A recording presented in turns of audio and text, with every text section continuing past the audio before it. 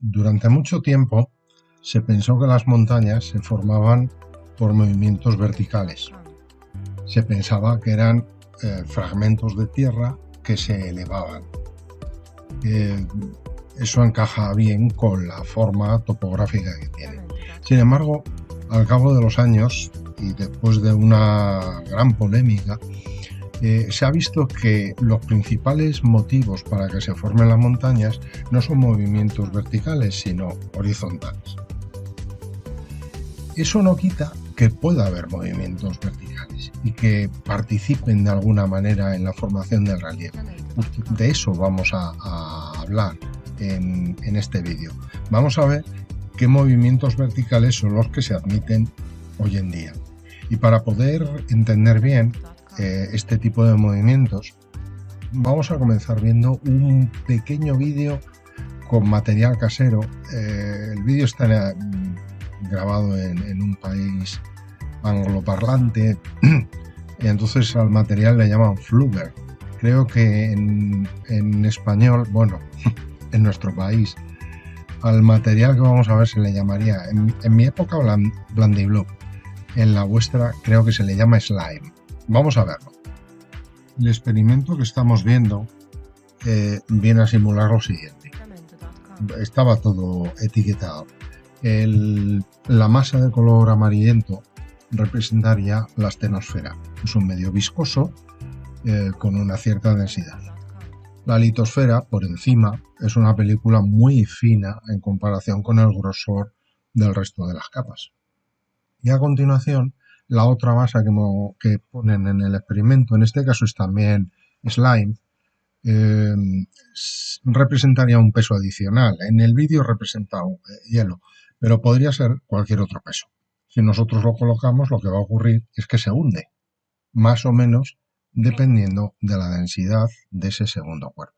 Sin embargo, si retiramos el peso, la astenosfera, en este caso el slime, recupera su forma, es decir, vuelve a subir. Fijaos que se están produciendo movimientos verticales hacia arriba y hacia abajo.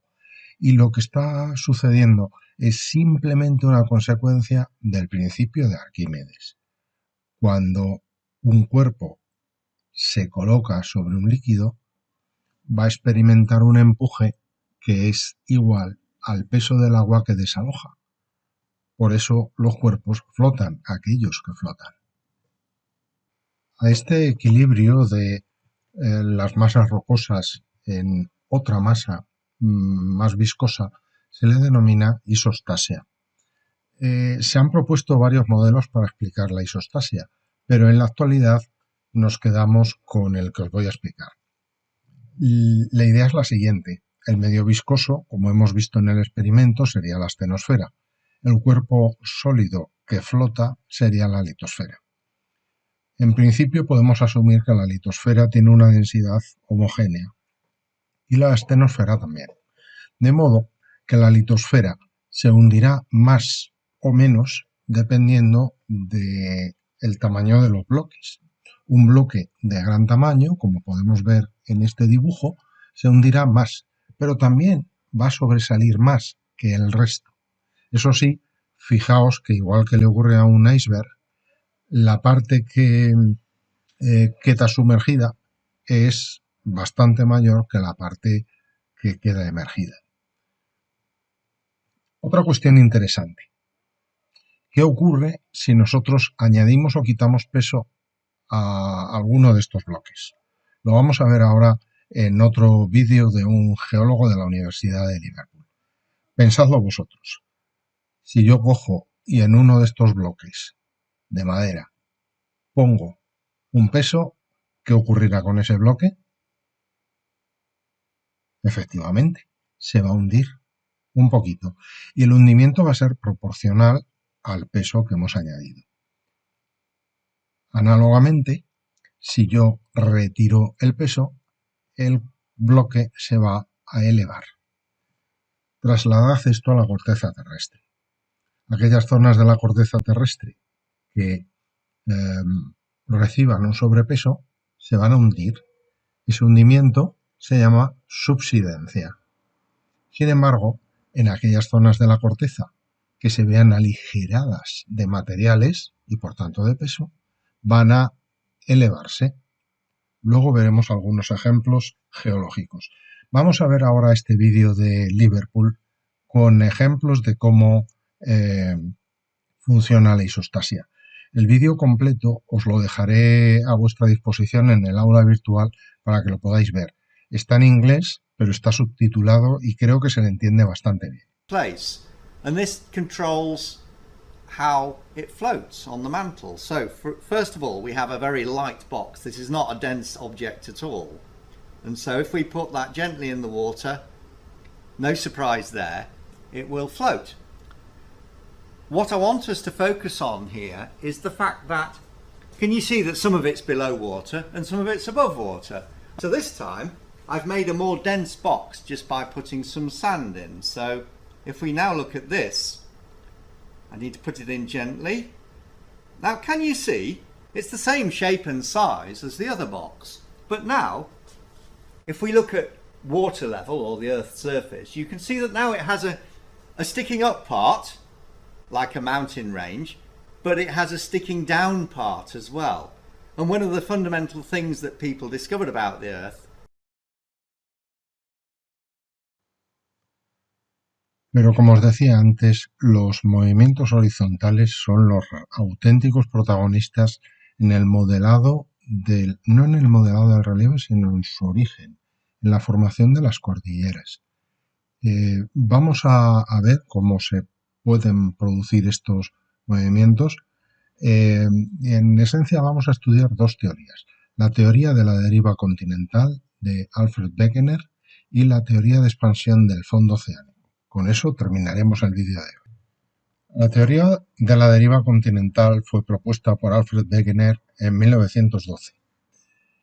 Es una teoría realmente curiosa porque, fijaos en el año, el mundo estaba a punto de liarse a tiros en la Primera Guerra Mundial y un geógrafo alemán especializado en meteorología le dio por pensar que los continentes podían moverse, algo completamente revolucionario a principios del siglo XX.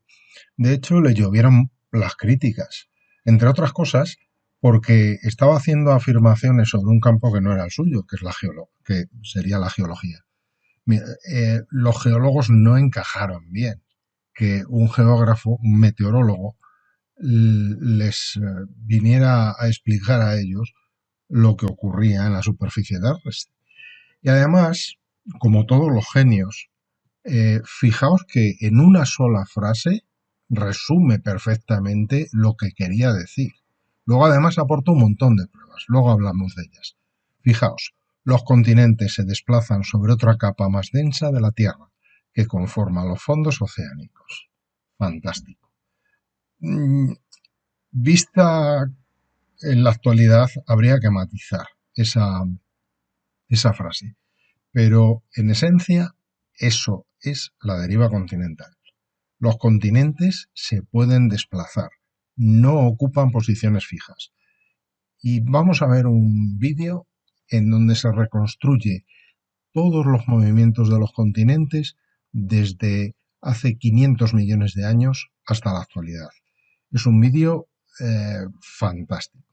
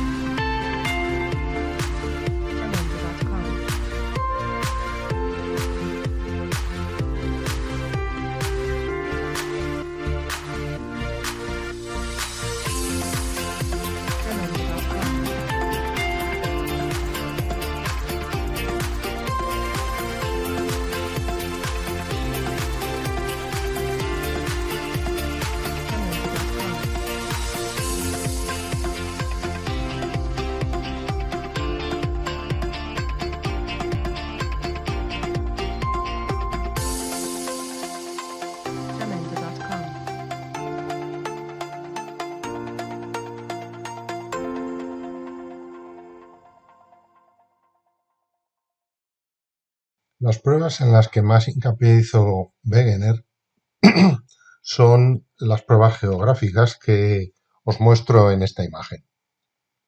Wegener se dio cuenta de que los parecidos de algunas costas en dos continentes actualmente separados por océanos eran bastante grandes y parecía como que los continentes eran piezas de un puzzle que encajaban. Concretamente, él hizo hincapié en el parecido entre la costa atlántica de Sudamérica y de África. Sus detractores le echaron en cara que eso era pura casualidad y que no ocurría en otras costas, cosa que no era cierta, como podéis ver. Pero además le echaban en cara que no ajustaba, que el ajuste no era perfecto.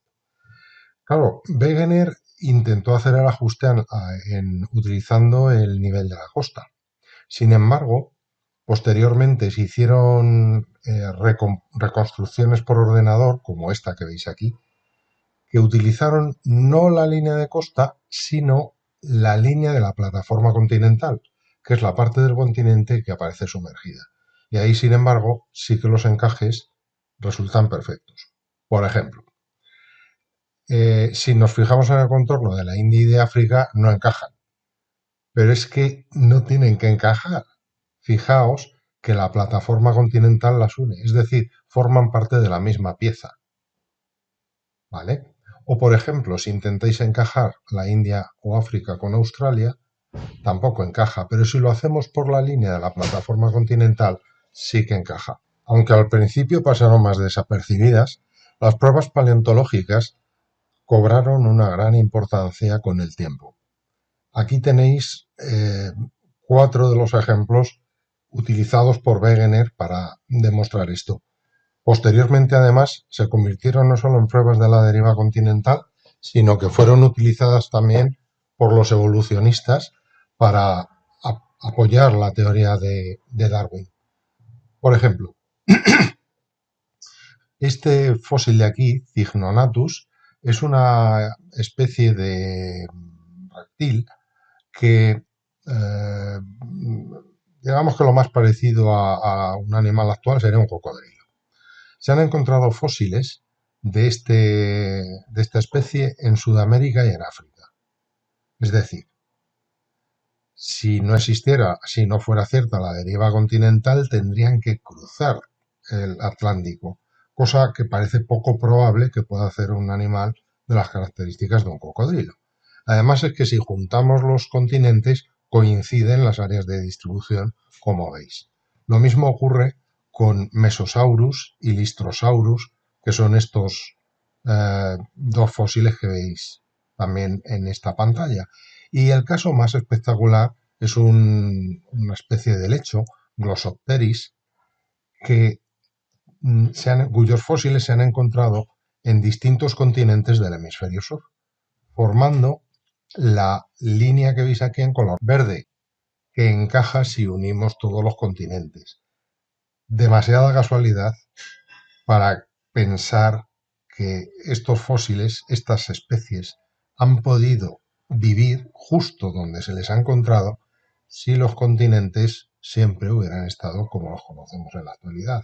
Es realmente improbable que eso pueda ocurrir. Y vamos a terminar con las pruebas paleoclimáticas. Realmente no son las últimas, hay más, son las últimas que vamos a ver. Wegener aportó algunas pruebas más. Fijaos en lo siguiente. Bueno, la paleoclimatología es la rama de la geología que estudia cómo fue el clima de la Tierra, en las distintas regiones de la Tierra, en épocas pasadas. ¿Os imagináis, por ejemplo, en la India cubierta de hielo? ¿O el sur de África, no solo Sudáfrica, todo el sur de África cubierto de hielo? ¿O el sur de Australia? Ahora nos resultaría totalmente sorprendente, porque son zonas de la Tierra con unas características climáticas muy distintas, con climas templados e incluso tropicales, casi, ¿no? Bien, sin embargo, se han encontrado, y lo podemos ver en este mapa más pequeñito, Se han encontrado vestigios en las rocas que indican que en todos estos lugares hubo glaciares. Las flechas de este mapa indican hacia dónde fluía el hielo. Eso quiere decir que en algún momento todos estos continentes estuvieron unidos y el centro del glaciar estaría situado aquí, en el sur de África, y desde ahí el hielo circulaba radialmente en todas las direcciones. En la Antártida, que estaba implicada también en este casquete polar, no nos llama la atención, pero en Australia, India, África y Sudamérica sí. Además, el hielo fluiría exactamente igual que hoy conocemos que ocurre en la Antártida. En la Antártida el hielo fluye desde el centro radialmente en todas direcciones. Pues aquí el casquete polar que se formó cuando estos continentes estaban unidos era todavía más grande. Durante algún tiempo se mantuvo una firme disputa entre las ideas de Wegener y quienes estaban en oposición a ellas, que básicamente pretendían que las cordilleras se formaban por movimientos verticales. Entonces, que los continentes se desplazaran horizontalmente era algo que les ponía un poquito nerviosos. Hasta que al principio de los años 60, Harry Hess, un oceanógrafo, pues planteó la teoría de expansión del fondo oceánico, que aportaba tales datos que era absolutamente irrefutable y que además apoyaba directamente la teoría de la deriva continental, no solo porque la apoyara, sino porque daba una explicación de cuál era el motivo de que se separaran los océanos.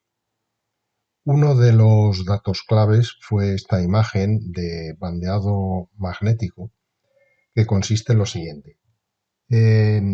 Se hicieron transectos, primero en el Océano Atlántico, desde una costa atlántica hasta, por ejemplo, desde Europa hasta América, midiendo la intensidad del campo gravitatorio de las rocas del fondo del océano. Las rocas del fondo del océano tienen abundantes minerales metálicos y entonces retienen fosilizado el campo magnético del momento en el que fueron formadas. Sorprendentemente, encontraron un patrón de bandas en el que iban alternando minerales orientados hacia el norte geográfico y otros hacia el sur geográfico. De aquí se sacaron dos importantes conclusiones. Una, el campo magnético terrestre periódicamente se invierte. Es decir, en la actualidad el polo norte magnético coincide con el norte geográfico. Pero en otras épocas geológicas, en el polo norte geográfico se encontraba el polo sur magnético. Dicho de otro modo, ahora las brújulas indican con su aguja dónde está el norte y coincide con el norte geográfico. Pero en otras épocas geológicas la aguja de la brújula estaba indicando hacia el sur geográfico.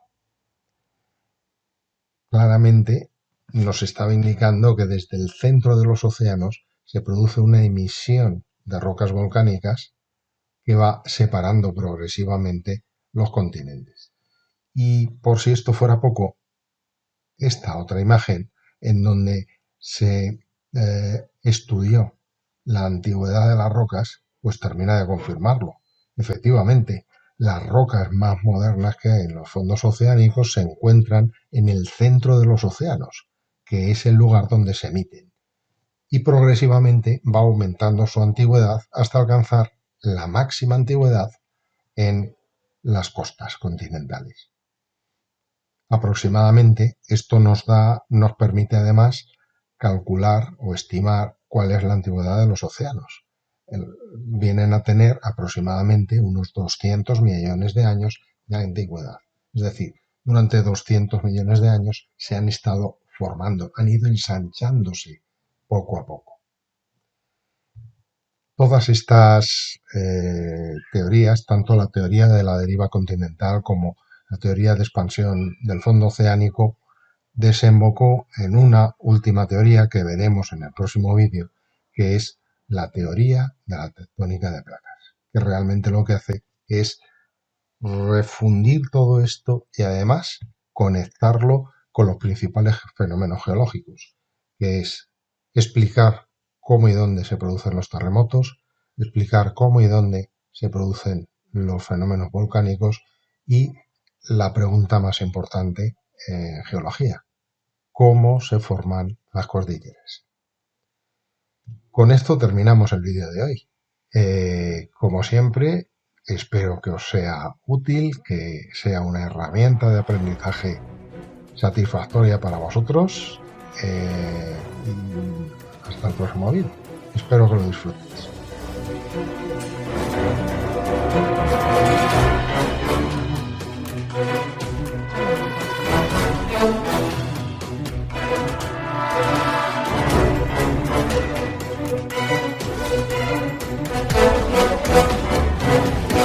Jamendo.com